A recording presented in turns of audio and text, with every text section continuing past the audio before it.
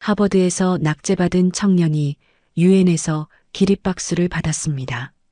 그 시작이 서울 청파동 고깃집이었다면 믿으시겠어요? 한국어로 중얼거린다며 조롱당하고 감성팔이라며 낙제 판정을 받은 어느 로스쿨 유학생. 누구도 주목하지 않았던 그 진심은 결국 세계를 울렸고 유엔 회의장을 일으켜 세웠습니다. 냉정한 법과 차가운 논리의 세계에서 진짜 필요한 건 따뜻한 말투였던 거죠. 이제 당신도 궁금할 겁니다. 그 고깃집 청년 대체 무슨 이야기를 했길래? 그 전에 잠깐 이 영상이 마음에 드셨다면 구독과 좋아요 부탁드리며 그럼 지금부터 오늘의 이야기 속으로 함께 들어가 볼까요? 서울 청파동 골목길 좁다란 골목 사이로 흘러나오는 연탄불 냄새와 삼겹살 굽는 지글지글한 소리가 저녁 공기를 가득 채웠습니다. 허름한 간판 하나 달랑 걸린 작은 고깃집, 그 안에서 40년 동안 한결같이 장사를 해온 강옥분 여사가 오늘도 불판 앞에 서 있었죠. 어머니, 테이블 3번 고기 더 필요해요. 26살 청년 이도연이 주방 쪽으로 소리쳤습니다. 검은 앞치마를 두른 그의 얼굴엔 땀방울이 맺혀 있었어요. 고등학교 시절부터 어머니 장사를 도우며 홀을 뛰어다니던 그였습니다. 아이고, 우리 도연이 고생이 많네. 옥분 여사가 고기를 뒤집으며 말했어요. 내일이면 미국 가는데 오늘까지 일 시키는 엄마가 미안하다. 도연은 씁쓸한 미소를 지었습니다. 하버드 로스쿨 합격 통지서를 받은 지 석 달, 장학금까지 받아 유학길에 오르게 됐지만 마음 한편이 무거웠어요. 어머니를 혼자 두고 가는 것도 그렇고 무엇보다 자신이 과연 그 먼 곳에서 해낼 수 있을지 확신이 서지 않았거든요. 손님, 맥주 하나 더 주세요. 구석 테이블에 앉은 외국인 관광객이 어색한 한국어로 말했습니다. 도연은 능숙하게 영어로 대답했어요. 물론이죠. 바로 가져다 드릴게요. 외국인은 놀란 표정을 지었습니다. 와, 영어 정말 잘하시네요. 어디서 배우셨어요? 여기서요. 도연이 고깃집 안을 둘러보며 말했어요. 외국인 손님들이 자주 오시거든요. 처음엔 영어만 했는데 중국어, 일본어, 프랑스어, 스페인어까지 조금씩 늘어났죠. 실제로 도연은 5개 국어를 마스터했습니다. 대학 시절 언어학을 전공하며 체계적으로 공부하긴 했지만 실력의 기초는 모두 이 작은 고깃집에서 쌓았어요. 손님들과 대화하며 자연스럽게 익힌 언어들이었죠. 대단하네요. 그런데 여기서 일하시는 분이 하버드에 간다니 정말 대단해요. 외국인이 감탄했습니다. 도연은 어색하게 웃었어요. 하버드라는 이름이 주는 무게감을 그제야 실감했거든요. 세계 최고의 법학 전문 대학원, 그곳에서 자신이 과연 어떤 모습일지 상상해 보니 막막했습니다. 다음 날 아침 인천공항에서 어머니와 작별 인사를 나누며 도연은 다짐했어요. 엄마가 가르쳐 주신 대로 진심을 다해 공부하겠습니다. 도연아, 공부도 중요하지만 내 마음 잃지 마라. 말은 마음이야. 진심이 없으면 아무 말도 들리지 않는다. 옥분 여사가 아들의 손을 꼭 잡으며 말했어요. 보스턴 로건 공항에 도착한 도연은 캠브리지로 향하는 지하철 안에서 한국어로 중얼거렸습니다. 말은 마음이다. 엄마 말씀을 잊지 말자. 하버드 로스쿨 건물 앞에 선 도연의 가슴이 두근거렸어요. 빨간 벽돌로 지어진 웅장한 건물, 그 앞을 지나다니는 학생들의 모습이 모두 당당해 보였거든요. 첫 수업이 시작되기 전 도연은 자신만의 공부법을 정했어요. 우선 한국어로 개념을 정리한 다음 영어로 전환하는 방식이었죠. 한국어로 생각하고 이해한 것을 영어로 표현하는 것이 더 정확하고 깊이 있게 느껴졌거든요. 그런데 주변 학생들의 시선이 곱지 않았습니다. 저 친구, 왜 혼자 한국어로 중얼거리지? 여기서 한국어로 공부하면 어떻게 해? 영어로 생각해야 하는 건데. 특히 국제인권법을 가르치는 윌리엄 하이든 교수의 눈초리가 예사롭지 않았어요. 수업 시간마다 여기는 영어가 기준이야 라는 말을 입버릇처럼 하는 그였습니다. 도연이 한국어로 메모하는 모습을 볼 때마다 미간을 찌푸렸죠. 도연은 점점 위축되기 시작했습니다. 어머니의 말씀대로 진심을 다해 공부하고 있는데 왜 이렇게 시선이 차가운지 이해할 수 없었어요. 서울 고깃집에서 자연스럽게 배운 다국어 실력이 여기서는 오히려 걸림돌이 되는 것 같았거든요. 첫 주가 지나고 도연은 기숙사 방에서 어머니께 전화를 걸었습니다. 엄마, 여기 사람들이 좀 다른 것 같아요. 제가 한국어로 공부하는 걸 이상하게 봐요. 도연아, 내가 하는 공부가 틀린 게 아니야. 내 방식대로 해라. 진심이 통하지 않을 리 없다. 어머니의 따뜻한 목소리가 도연의 마음을 달래주었어요. 하지만 현실은 녹록지 않았습니다. 매일 밤 한국어로 개념을 정리하고 영어로 전환하는 공부를 계속하는 도연을 보며 룸메이트마저 고개를 저었거든요. 그래도 도연은 포기하지 않았습니다. 어머니가 40년 동안 고깃집을 운영하며 보여준 그 끈기를 본받아 자신만의 방식으로 공부를 이어갔어요.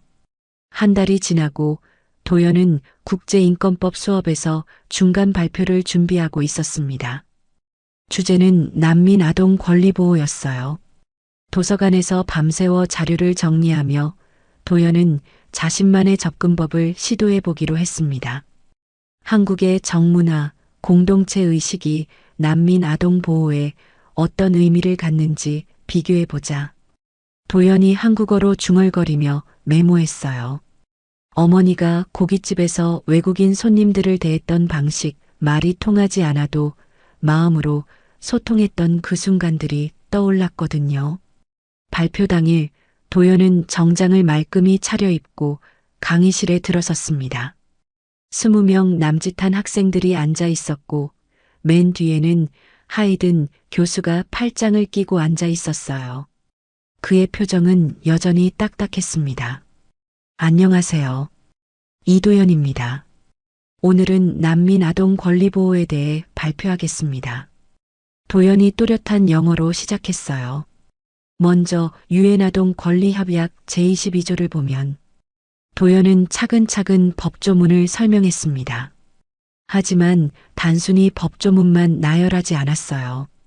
한국어로 먼저 정리했던 개념들을 영어로 풀어내기 시작했거든요. 한국어에 정의라는 단어가 있습니다. 이는 단순한 동정이나 연민과는 다른 개념이에요. 공동체 구성원으로서 서로를 보살피는 깊은 애정을 의미하죠. 도연의 목소리에 힘이 실렸어요. 몇몇 학생들이 고개를 끄덕였습니다. 특히 아시아계 학생들의 표정이 밝아졌어요. 도연은 계속해서 스페인어의 카리뇨, 프랑스어의 비엔베일랑스, 아랍어의 라흐마 등 각 언어와 문화권에서 타인을 보살피는 개념들을 비교 설명했습니다. 법은 조문으로만 존재하는 것이 아닙니다. 각 문화권의 정서와 가치관이 법 해석에 영향을 미치죠. 난민 아동을 보호할 때도 이런 문화적 맥락을 고려해야 합니다. 도연이 열정적으로 설명했어요. 발표가 끝나자 잠시 정적이 흘렸습니다. 몇몇 학생들이 박수를 치려는 순간 하이든 교수가 일어섰어요. 그의 입가에 냉소적인 미소가 번졌습니다. 미스터리, 흥미로운 발표였습니다만 하이든 교수가 천천히 말했어요. 로스쿨은 말로 감동을 주는 곳이 아닙니다. 감성파리는 논문이 아니라 편지에나 쓰는 거죠. 강의실 안이 숨막힐 듯 조용해졌습니다. 도연의 얼굴이 붉어졌어요. 법학은 정확한 논리와 판례 분석이 핵심입니다. 당신의 발표는 너무 주관적이고 감정적이었어요. 한국의 정문화? 그런 것들이 국제법에 무슨 의미가 있다고 생각하십니까? 하이든 교수의 목소리가 날카로워졌습니다. 교수님, 하지만 각 문화권의 가치관이 법 해석에 미치는 영향은 도연이 반박하려 했지만 하이든 교수가 손을 들어 말을 막았어요. 충분합니다. 이것은 학술적 토론이 아니라 감정적 호소에 불과합니다. 법학도라면 좀 더 객관적이고 체계적으로 접근해야 하죠. 하이든 교수가 단호하게 말했어요. 그 순간 도연의 가슴이 철렁 내려앉았습니다. 어머니가 늘 강조했던 진심이 여기서는 약점이 되는 것 같았거든요. 며칠 후 도연은 성적표를 받았습니다. 국제인권법 과목에 빨간 글씨로 F가 적혀 있었어요. 낙제였습니다. 하이든 교수의 코멘트가 아래쪽에 써져 있었죠. 논리적 사고 부족, 감정적 접근으로 인한 학술적 엄밀성 결여, 재수강 권장. 도연은 기숙사 방에서 성적표를 바라보며 멍하니 앉아 있었습니다. 룸메이트인 제임스가 들어오더니 도연의 표정을 보고 눈치챘어요. 도연, 무슨 일이야? 제임스가 걱정스럽게 물었습니다. 하이든 교수님 수업에서 낙제받았어요. 도연이 힘없이 대답했어요. 아, 그 교수 원래 까다로워. 특히 아시아 학생들한테 더 엄격하다고 소문났어. 제임스가 위로하듯 말했습니다. 하지만 도연에게는 위로가 되지 않았어요. 다음 날부터 동기들의 시선이 달라졌거든요. 복도에서 마주치면 어색하게 인사를 나누거나 아예 피해가는 학생들도 있었습니다. 저 친구 감성으로 밀어붙이잖아. 도서관에서 우연히 들은 동기의 말이었어요. 고깃집 출신이라서 그런가 법보다 감정을 믿더라. 또 다른 학생의 수군거림이 도연의 귀에 들렸습니다. 도연은 점점 말수가 줄어들었어요. 수업 시간에도 발언을 자제하고 토론에서도 소극적으로 참여했습니다. 어머니가 그토록 강조했던 진심이 여기서는 약점이 되고 있었거든요. 어느 날 밤 도연은 어머니께 전화를 걸었습니다. 하지만 낙제 소식은 차마 말할 수 없었어요. 엄마, 잘 지내고 있어요. 공부도 열심히 하고 있고요. 도연이 애써 밝은 목소리로 말했습니다. 도연아, 내 목소리가 왜 이렇게 힘이 없지? 무슨 일 있나? 어머니의 예리한 직감이었어요. 아니에요, 그냥 조금 피곤해서요. 도연이 거짓말했습니다.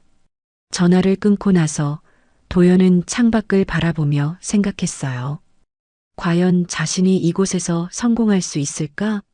어머니의 가르침과 이곳의 기준이 이렇게 다를 줄은 몰랐거든요. 하지만 포기할 수는 없었습니다. 어머니의 40년 고깃집 인생을 생각하면 이 정도 시련으로 무너질 수는 없었어요. 낙제 소식이 퍼진 후 도연의 하버드 생활은 더욱 어려워졌습니다. 스터디 그룹에서 하나둘 빠지기 시작했고 점심시간에 함께 앉던 동기들도 자연스럽게 거리를 두기 시작했어요. 도연, 미안한데 우리 스터디 그룹이 너무 커져서. 평소 친하게 지내던 사라가 어색하게 말을 꺼냈습니다. 인원을 좀 줄이기로 했어. 도연은 고개를 끄덕였어요. 진짜 이유가 뭔지 알고 있었거든요. 하이든 교수의 낙제 평가 이후 자신과 함께 있는 것이 다른 학생들에게도 부담이 되고 있었던 거죠. 도서관에서 혼자 공부하는 시간이 늘어났습니다. 도연은 여전히 한국어로 개념을 정리한 후 영어로 전환하는 방식을 고수했어요. 하지만 이제는 남들 눈에 띄지 않게 조심스럽게 했습니다. 저 친구 아직도 한국어로 중얼거리네. 옆 테이블에 앉은 학생이 친구에게 속삭였어요. 하이든 교수가 F 준 이유를 모르겠어? 여기서 한국어로 공부하면 어떻게 해? 또 다른 학생이 비아냥거렸습니다. 도연은 책에서 눈을 떼지 않은 채 그 말들을 들었어요. 가슴이 답답했지만 표정을 숨겼습니다. 어머니가 고깃집에서 힘든 손님들을 상대할 때 보여준 그 인내심을 떠올렸거든요. 수업 시간에도 변화가 생겼습니다. 예전에는 적극적으로 발언했던 도연이 이제는 조용히 앉아만 있었어요. 하이든 교수는 가끔 도연을 바라보며 만족스러운 표정을 지었습니다. 미스터 리 요즘 조용하네요. 좋은 경향입니다. 어느 날 수업 후 하이든 교수가 도연에게 말했어요. 감정적 접근을 자제하고 논리적으로 생각하는 법을 배우고 있는 것 같군요. 도연은 고개만 끄덕였습니다. 말을 하고 싶었지만 또 다른 비판을 받을까봐 입을 다물었어요. 그런 생활이 한 달 넘게 계속되자 도연의 말투와 표정이 변하기 시작했습니다. 예전처럼 따뜻하고 친근한 모습은 사라지고 딱딱하고 계산적인 말투가 늘어났어요. 감정을 드러내지 않으려 애쓰다 보니 자연스럽게 그렇게 된 거였습니다. 어느 날 밤 기숙사 방에서 과제를 하고 있던 도연에게 어머니로부터 전화가 왔습니다. 도연아, 엄마야. 잘 지내고 있지? 어머니의 다정한 목소리가 들렸어요. 네, 엄마. 공부 열심히 하고 있어요. 도연이 건조하게 대답했습니다. 어머니가 순간 멈췄어요. 도연아, 내 말투가 어째 예전하고 달라졌네? 뭐가 달라졌는데요? 도연이 여전히 무미건조한 목소리로 물었습니다. 너무 얄밉게 들리더라. 예전에는 내 말에 따뜻함이 있었는데 지금은 그게 없어졌어. 어머니가 조심스럽게 말했어요. 도연은 잠시 말을 잃었습니다. 자신도 모르게 변해가고 있었던 거였어요. 그냥 여기 환경에 적응하느라 그런 것 같아요. 도연이 변명했습니다. 도연아, 엄마가 늘 하는 말이 뭐지? 말은 마음이야. 그 말투 속에 내 마음이 빠졌어. 어머니의 목소리에 걱정이 묻어났어요. 그 순간 도연의 가슴이 뜨거워졌습니다. 그동안 참고 있던 감정들이 한꺼번에 올라왔거든요. 엄마. 도연의 목소리가 떨렸어요. 여기서는 진심이 약점이 되나 봐요. 감정적이라고 하면서 낙제까지 받았어요. 우리 도연이가 낙제를? 어머니가 놀라며 물었습니다. 네. 제가 한국의 정문화로 법을 해석하려고 했더니 감성팔이라고 하면서 F를 주셨어요. 도연이 억눌렸던 이야기를 쏟아냈어요. 어머니는 잠시 조용했습니다. 그리고 천천히 말했어요. 도연아, 엄마가 40년 동안 고깃집을 하면서 배운 게 하나 있다. 사람은 말투를 바꿀 수 있지만 마음까지 바꿔서는 안 된다는 거야. 하지만 엄마, 여기서는 그런 마음이 통하지 않아요. 도연이 울먹였습니다. 도연아, 지금 내가 그들의 말투를 따라하고 있는 것 같은데 그러면 내가 뭐가 되는 거지? 내가 가진 소중한 것들을 다 버리고 말이야. 어머니가 단호하게 말했어요. 그럼 어떻게 해야 해요? 도연이 간절히 물었습니다. 내 방식대로 해라. 진심이 통하지 않는 곳은 없다. 시간이 걸릴 뿐이야. 어머니가 확신에 찬 목소리로 말했습니다. 전화를 끊고 나서 도연은 거울을 보았습니다. 언제부터인가 자신의 표정이 굳어져 있었어요. 어머니 말이 맞았습니다. 다른 사람들의 말투를 따라하려다가 자신의 마음을 잃어버렸던 거였어요. 도연은 침대에 누워 천장을 바라보며 생각했습니다. 서울 고깃집에서 외국인 손님들과 대화할 때는 언어가 서툴러도 마음이 통했었어요. 웃음과 따뜻함으로 소통했었죠. 그런데 여기서는 왜 그 마음을 숨기고 있었을까요? 말은 마음이다. 도연이 어머니의 말을 되새겼습니다. 내 마음을 다시 찾아야겠어. 그날 밤 도연은 오랜만에 한국어로 일기를 써보았어요.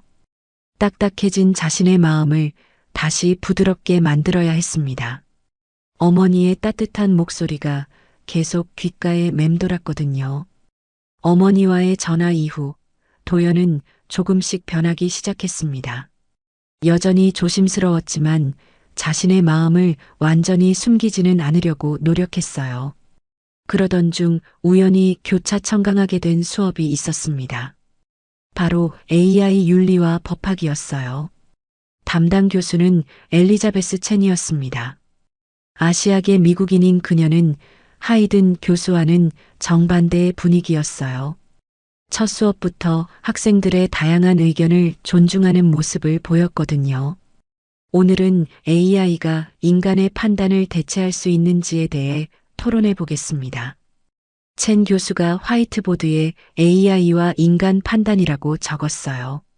수업에는 다양한 국적의 학생들이 참여하고 있었습니다. 도연은 맨 뒤쪽에 조용히 앉아 있었어요. 하이든 교수의 낙제 이후로 적극적으로 발언하는 것을 꺼리고 있었거든요. AI가 법정에서 판사 역할을 할 수 있을까요? 첸 교수가 질문을 던졌습니다. 당연히 가능하다고 봅니다. 제이슨이라는 학생이 손을 들었어요. AI는 감정에 휘둘리지 않고 객관적으로 판단할 수 있잖아요. 더 공정할 수도 있고요. 여러 학생들이 고개를 끄덕였습니다. 논리적이고 체계적인 접근을 중시하는 하버드의 분위기가 그대로 드러났어요. 그럼 난민 심사는 어떨까요?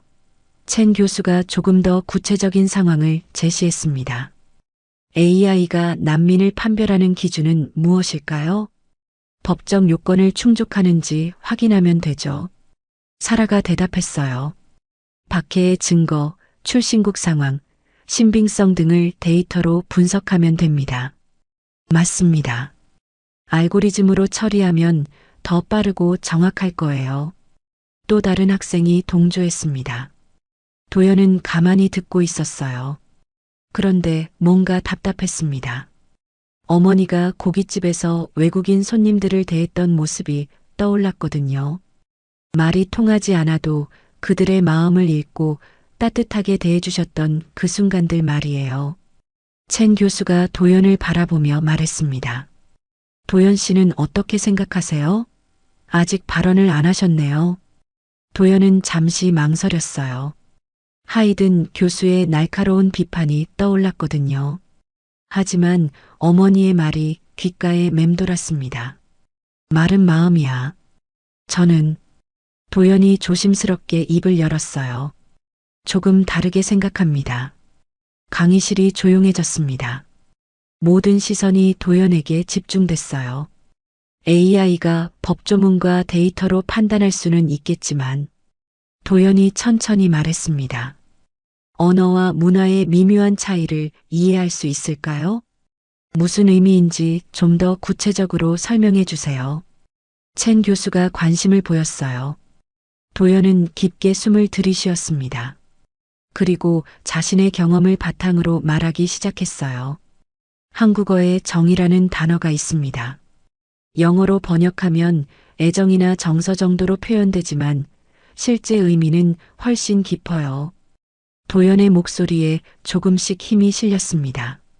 아랍어 하람은 단순히 금지된 것이 아니라 도덕적 금기를 의미하고 독일어 슐트는 법적 책임과 도덕적 책임이 함께 담긴 개념이죠. 몇몇 학생들이 고개를 끄덕이기 시작했어요. 특히 외국에서 온 학생들의 표정이 밝아졌습니다. 이런 단어들이 국경을 넘으면 전혀 다른 의미가 됩니다. 난민이 자신의 상황을 설명할 때 그들의 모국어가 담고 있는 정서와 문화적 맥락을 AI가 이해할 수 있을까요? 도연이 점점 자신감을 얻어가며 말했어요. 강의실이 조용해졌지만 이번에는 집중하는 듯한 정적이었습니다. 예를 들어 어떤 난민이 가족을 버리고 올 수밖에 없었다고 말한다면 그 버린다는 표현 속에 담긴 절망과 죄책감을 AI가 읽을 수 있을까요? 그냥 가족과 분리됐다는 데이터로만 처리될 테죠. 첸 교수가 깊이 고개를 끄덕였습니다. 흥미로운 관점이네요. 계속 말해보세요. 저희 어머니가 고깃집을 운영하시는데요. 도연이 자신의 이야기를 꺼냈어요. 외국인 손님들이 많이 오세요. 언어가 통하지 않을 때도 있지만 어머니는 그들의 표정과 몸짓만 봐도 무엇을 원하는지 아세요. 그게 바로 인간만이 할 수 있는 이해라고 생각합니다. 그렇다면 AI의 한계가 무엇이라고 보세요? 첸 교수가 질문했습니다. AI는 번역할 수 있지만 해석하지는 못한다고 봅니다. 같은 단어라도 그 사람의 문화적 배경, 개인적 경험, 감정적 상태에 따라 완전히 다른 의미가 될 수 있거든요. 도연이 확신에 차서 말했어요. 만약 AI가 그런 미묘한 차이를 놓친다면? 첸 교수가 또 질문했습니다. 진짜 도움이 필요한 사람이 거부될 수도 있고 반대로 악용하는 사람을 놓칠 수도 있겠죠. 결국 AI가 인간의 판단을 완전히 대체한다면 그건 법이라기보다는 차가운 계산에 불과할 것 같습니다. 강의실에서 박수가 터져 나왔습니다. 특히 아시아계와 중동계 학생들이 열정적으로 박수를 쳤어요. 도연은 놀랐습니다. 자신의 말이 이렇게 공감을 받을 줄 몰랐거든요. 수업이 끝나고 몇몇 학생들이 도연에게 다가왔습니다. 정말 인상 깊었어요. 제가 생각하지 못했던 부분이었어요. 인도에서 온 라비가 말했어요. 저도 비슷한 경험이 있어요. 제 문화의 개념들이 영어로 번역되면서 의미가 변질되는 경우가 많거든요. 나이지리아에서 온 아다가 공감했습니다. 그런데 강의실 뒤편에서 익숙한 얼굴이 보였어요. 하이든 교수였습니다. 그는 팔짱을 끼고 도연을 바라보고 있었어요. 그리고 비꼬듯 웃으며 고개를 저었습니다. 도연의 가슴이 다시 무거워졌어요. 하지만 이번에는 달랐습니다. 자신의 말이 다른 사람들에게 의미 있게 다가갔다는 것을 확인했거든요. 어머니가 늘 말했던 진심이 통했던 순간이었습니다. AI 윤리 수업에서의 성공적인 발표 이후 도연은 조금씩 자신감을 되찾아가고 있었습니다. 몇몇 동기들이 다시 말을 걸어오기 시작했고 스터디 그룹에도 새로 참여하게 됐어요. 하지만 하이든 교수의 차가운 시선은 여전했습니다. 어느 늦은 밤 도연이 도서관에서 국제인권법 재수강을 위한 준비를 하고 있을 때였어요. 갑자기 휴대폰이 진동했습니다. 한국에서 온 전화였죠. 여보세요? 도연이 작은 목소리로 받았어요. 도연 씨죠? 저는 서울성 모병원 응급실 간호사입니다. 낯선 여성의 목소리가 들렸어요. 도연의 심장이 철렁 내려앉았습니다. 무슨 일이세요? 강옥분 여사님께서 오늘 저녁에 쓰러지셔서 응급실로 오셨어요. 보호자 연락처가 선생님 번호뿐이라서. 간호사의 목소리가 차분했지만 도연에게는 천둥 소리처럼 들렸어요. 지금 어떤 상태인가요? 도연이 떨리는 목소리로 물었습니다. 의식은 없으시고 뇌출혈로 추정됩니다. 수술을 준비하고 있어요. 가능하시면 빨리 오셔야 할 것 같습니다. 도연은 책을 덮고 급히 기숙사로 뛰어갔어요. 손이 떨려서 항공편 예약 사이트를 제대로 조작하기도 어려웠습니다. 다행히 다음날 오전 비행기표를 구할 수 있었어요. 제임스, 미안한데 교수들한테 전해줄 수 있어? 가족 응급 상황으로 한국에 가야 한다고. 도연이 급하게 짐을 싸며 룸메이트에게 말했어요. 물론이야. 걱정하지 마. 제임스가 도연의 어깨를 다독였습니다. 10몇 시간의 비행 끝에 인천공항에 도착한 도연은 곧바로 병원으로 향했습니다. 중환자실 앞에서 의사를 만났어요. 수술은 성공적이었지만 아직 의식을 회복하지 못하고 계십니다. 며칠 더 지켜봐야 할 것 같아요. 의사가 조심스럽게 설명했어요. 도연은 유리창 너머로 어머니를 바라봤습니다. 각종 기계에 둘러싸인 어머니의 모습이 너무 작고 약해 보였어요. 언제나 씩씩하고 당당했던 어머니의 모습과는 너무 달랐거든요. 어머니가 쓰러지신 곳이 고깃집이었는데 이걸 꼭 드리라고 하시더라고요. 간호사가 도연에게 작은 종이 뭉치를 건넸어요. 도연이 종이를 펼쳐보니 어머니의 손글씨로 빼곡히 적힌 메모들이었습니다. 날짜별로 정리되어 있었어요. 3월 15일 도연이가 전화했는데 목소리가 이상하더라. 뭔가 힘들어하는 것 같아. 괜찮다고 하지만 엄마 눈은 못 속여. 4월 3일 오늘 전화해서 도연이가 웃었는데 진짜 웃음이 아니었어. 억지로 웃는 소리더라. 우리 아들이 무슨 일을 겪고 있는 걸까? 도연의 눈에서 눈물이 흘러내렸습니다. 어머니는 멀리서도 자신의 마음을 다 알고 계셨던 거였어요.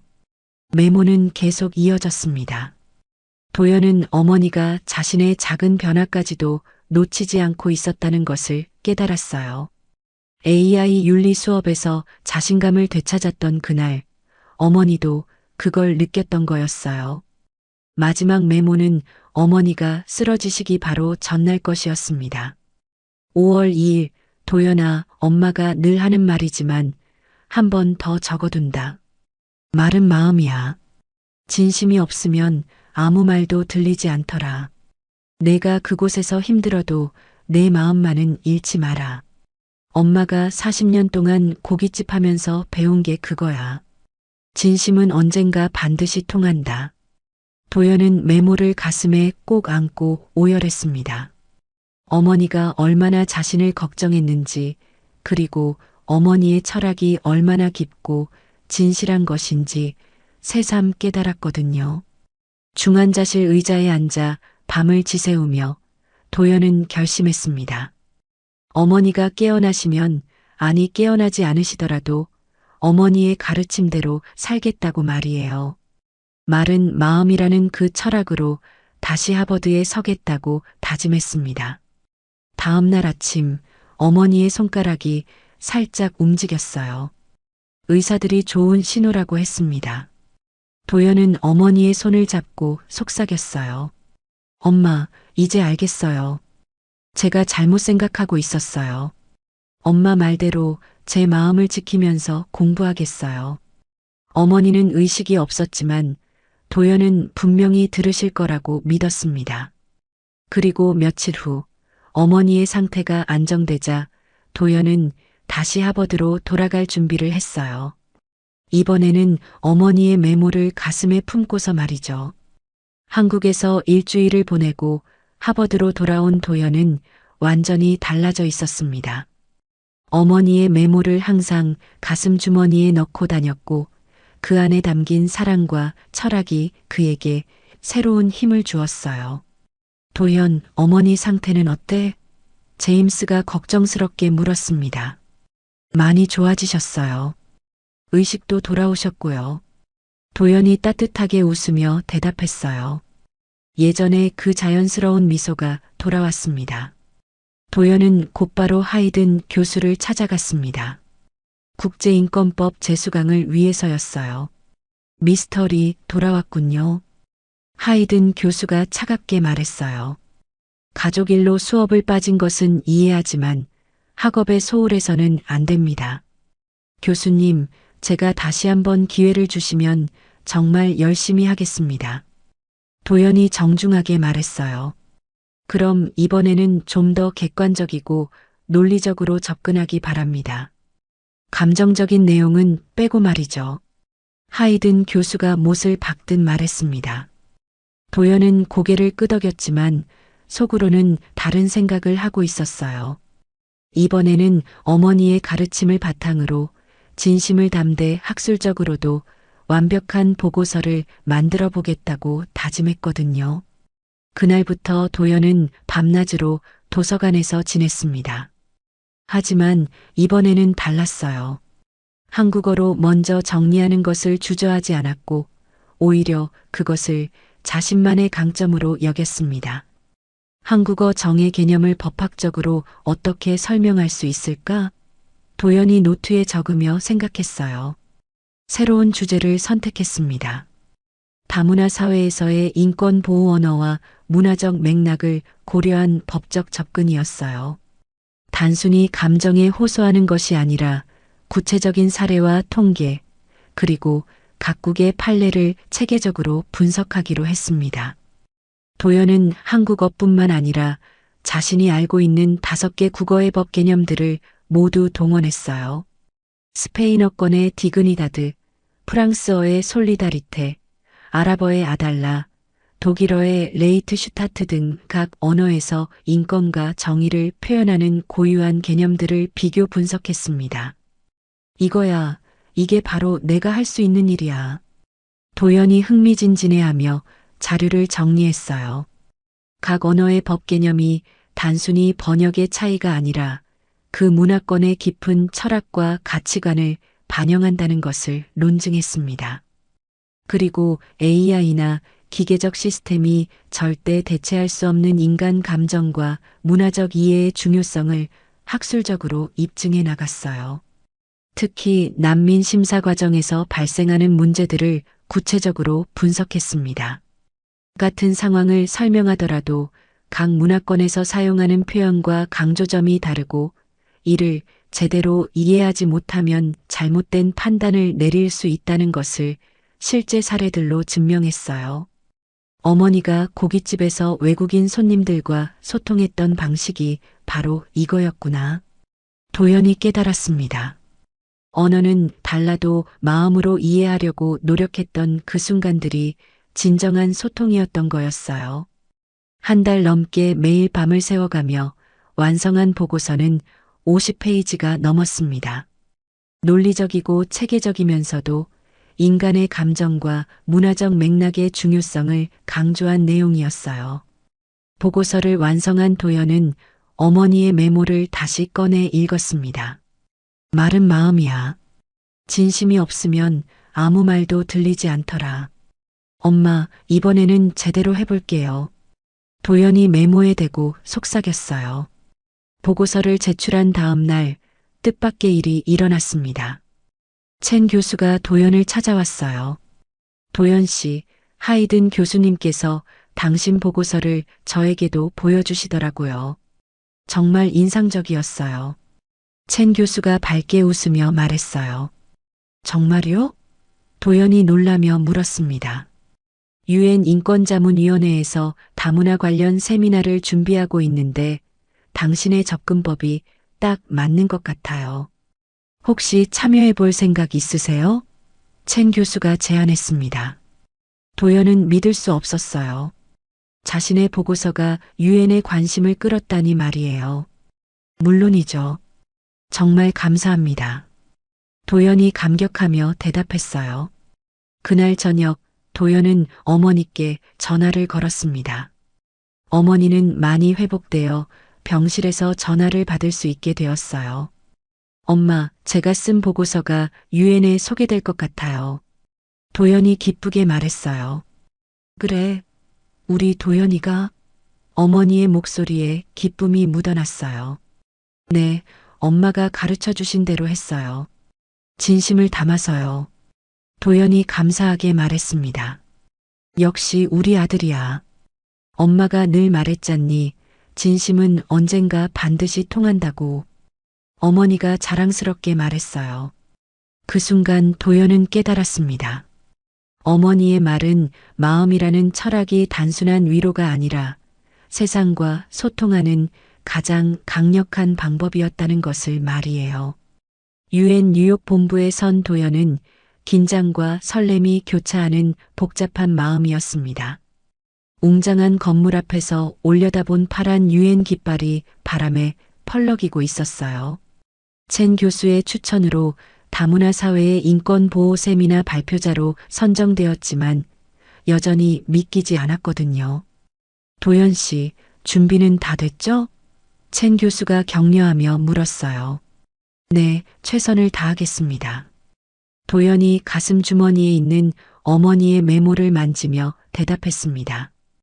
회의장에 들어서자 도연은 압도되었어요. 전 세계 각국의 대표들이 앉아 있었고 동시통역기를 낀 사람들의 진지한 표정이 보였습니다.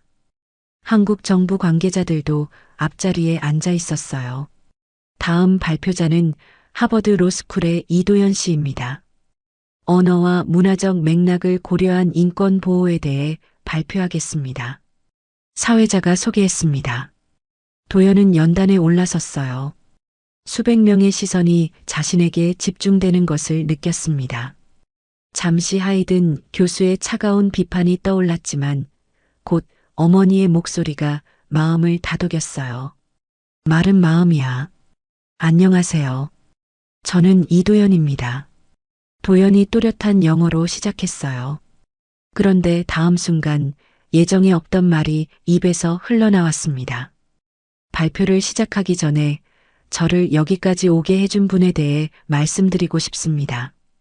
도연이 잠시 멈춘 후 계속했어요. 저희 어머니는 서울에서 삼겹살을 굽는 분이셨습니다. 회의장이 조용해졌습니다. 모든 사람들이 갑작스러운 개인적 이야기에 집중했어요. 그 작은 고깃집 불판 위에서 어머니는 고기만 구운 게 아니었습니다. 사람들의 마음도 함께 구우셨어요. 도연의 목소리에 따뜻함이 배어났습니다.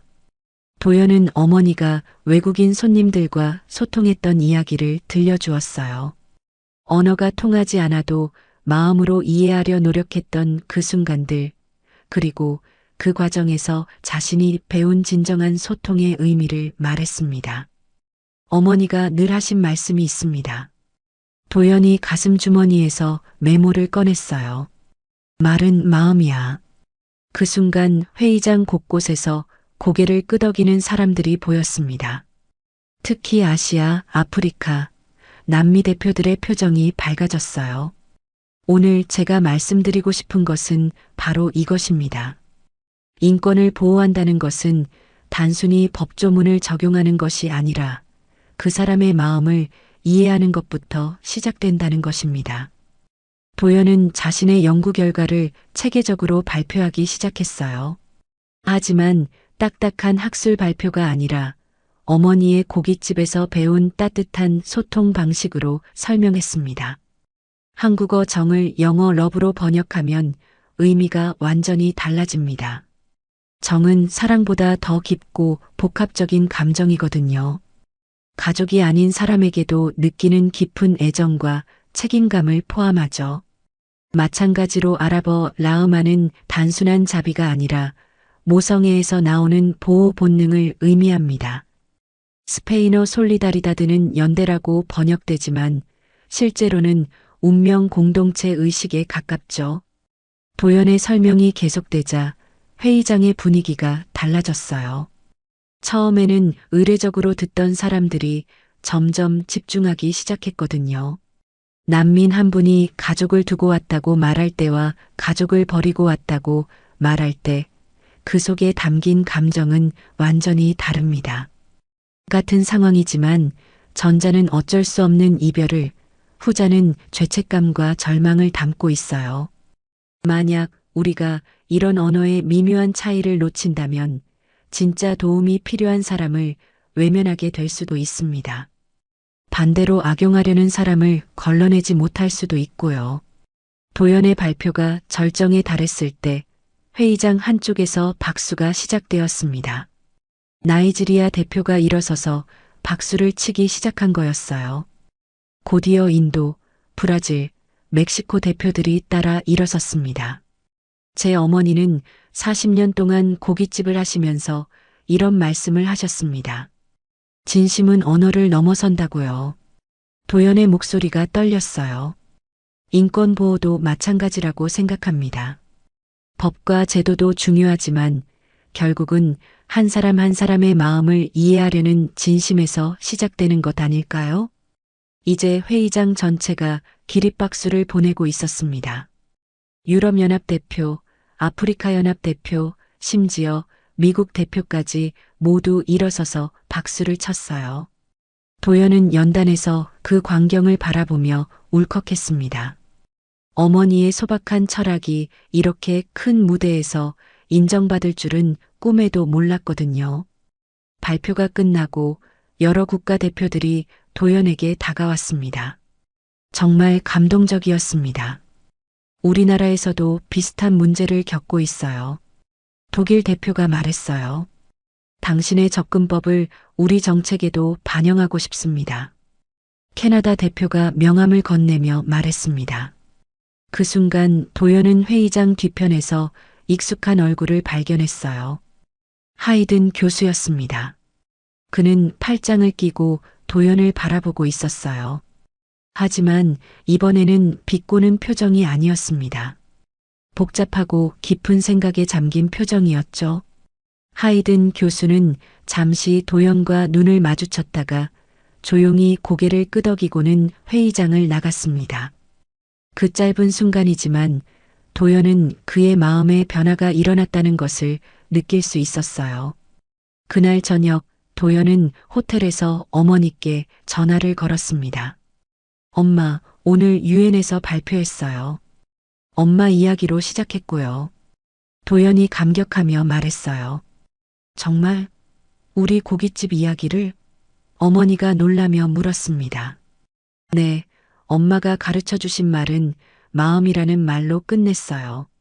그랬더니 모든 사람들이 박수를 쳐줬어요. 도연의 목소리에 감격이 묻어났어요. 아이고, 우리 도연이가. 엄마가 얼마나 자랑스러운지 몰라. 어머니의 목소리도 떨리고 있었습니다.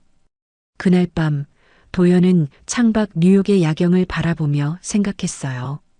서울 청파동 작은 고깃집에서 시작된 소박한 철학이 이곳까지 와서 빛을 발하고 있다는 것이 기적 같았거든요.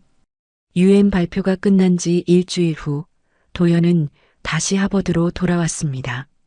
그런데 캠퍼스 분위기가 완전히 달라져 있었어요. 복도에서 마주치는 학생들이 반갑게 인사를 건네고 교수들도 관심 어린 시선으로 바라봤습니다. 도현, 유엔 발표 영상 봤어? 정말 대단하더라. 예전에 스터디 그룹에서 도연을 배제했던 사라가 다가와 말했어요. 고마워요. 그냥 제가 평소 생각했던 걸 솔직하게 말한 것뿐이에요. 도연이 겸손하게 대답했습니다. 실제로 도연의 유엔 발표 영상은 인터넷에서 화제가 되고 있었어요. 특히 말은 마음이야라는 어머니의 말씀 부분이 여러 언어로 번역되어 퍼지고 있었거든요.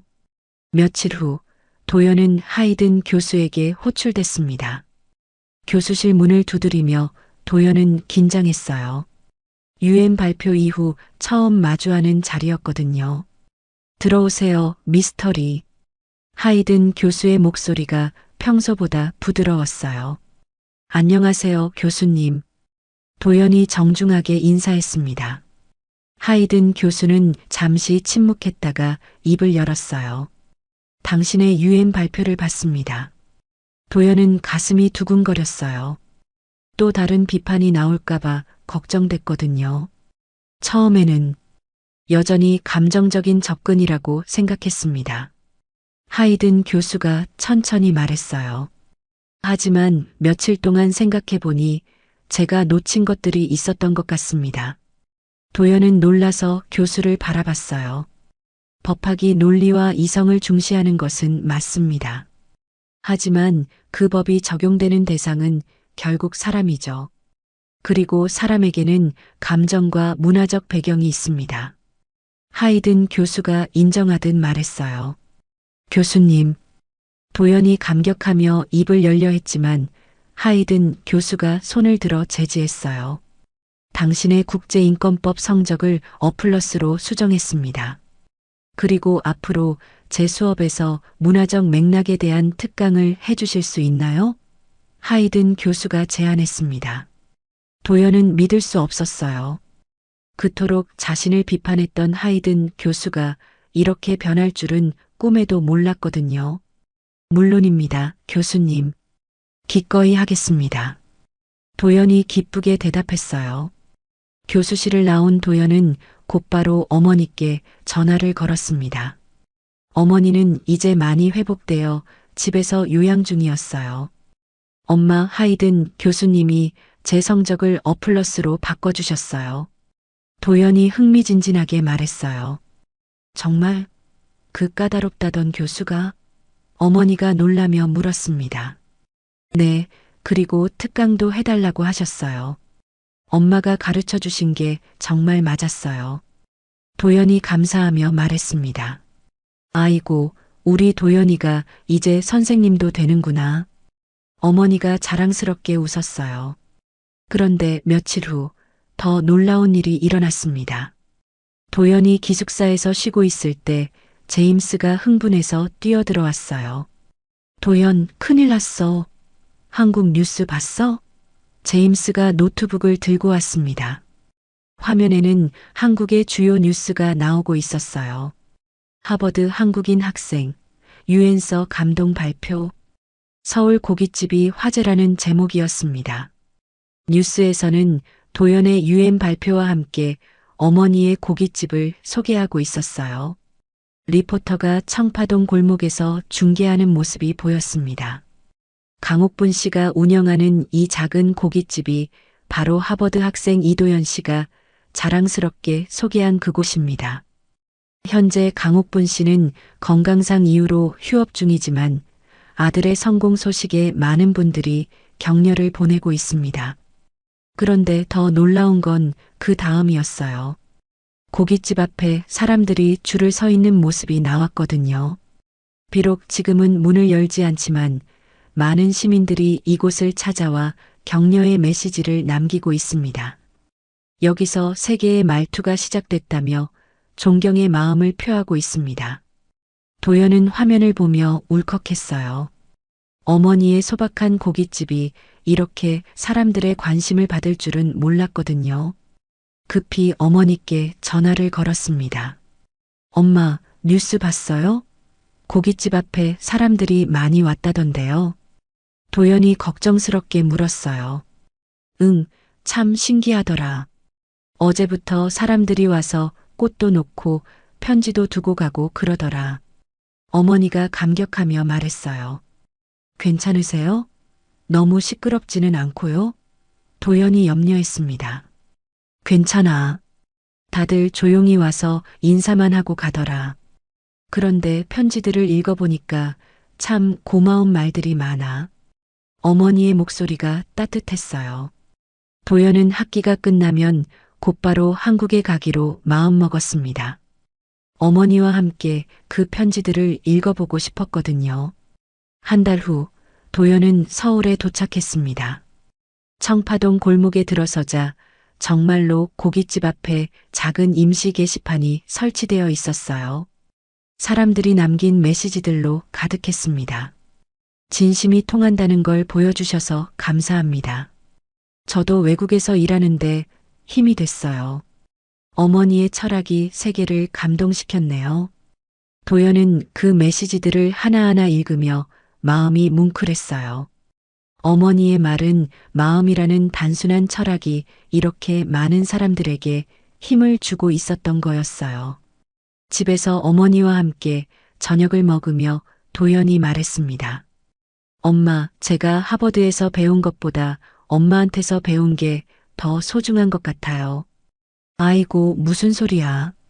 내가 열심히 공부해서 그런 좋은 곳에서 인정받은 거지. 어머니가 겸손하게 말했어요. 아니에요. 엄마가 늘 하신 말씀이 맞았어요. 진심은 정말 언어를 넘어서더라고요. 도연이 확신에 차서 말했습니다. 어머니는 미소를 지으며 도연의 손을 잡았어요. 도연아, 이제 내가 그 진심을 더 많은 사람들에게 전해주렴. 그게 엄마가 바라는 거야. 도연은 고개를 끄덕였습니다. 앞으로 자신이 해야 할 일이 무엇인지 분명해졌어요. 어머니가 고깃집에서 보여준 그 따뜻한 마음, 진심 어린 소통을 더 큰 무대에서 실현하는 것이었습니다. 그날 밤 도연은 고깃집 간판을 바라보며 생각했어요.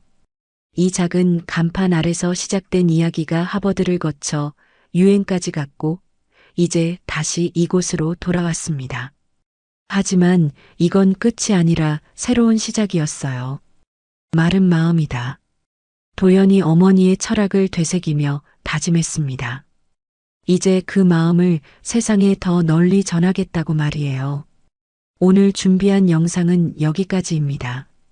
이야기가 마음에 드셨다면 좋아요와 구독 부탁드립니다.